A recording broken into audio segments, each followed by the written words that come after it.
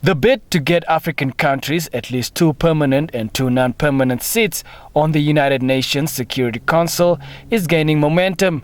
Since 2005, African countries have been calling for the reform of the Security Council. Little has, however, been done since then to wage forth this idea. 10 African Union states are thus meeting in Windhoek for 3 days to deliberate on the reform of the United Nations Security Council.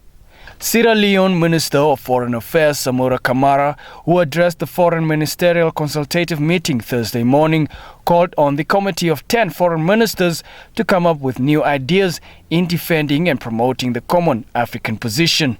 One major challenge that we have, and it starts from us as foreign ministers and permanent representatives, is the ability to stay cohesive as a family, as a unit. We have a mandate.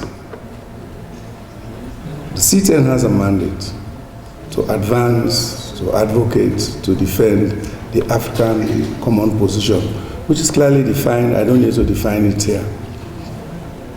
That's our mandate. And I think we need to focus our attention on that.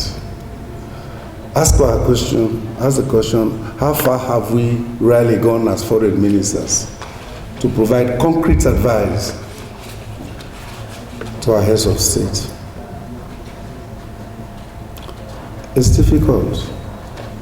Institutional reform, particularly of a nation with such a large membership, an institution to which our countries today were never part of in its initiation, it's very difficult to make inroads.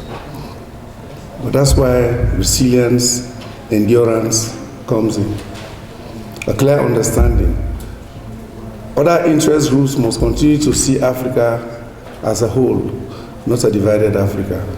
They must continue to see that Africa is on track with what Africa wants. On her part, Namibian Minister of International Relations and Cooperation, Netubo Nati-Ndaitwah, said it should be factually accepted that without the support of the 54 African member states of the United Nations, it would be difficult to achieve any reform. We need to remain resolute in our demand for the reform of the UN Security Council. Your attendance here today is a demonstration of our commitment to the mandate of the C10 by taking stock of our work in the fulfillment of this important assignment. In taking a historical perspective, it's evident that the call for the reform of the United Nations Security Council has gotten louder. The 2005 World Summit Outcome document clearly called for the early reform of the UN Security Council.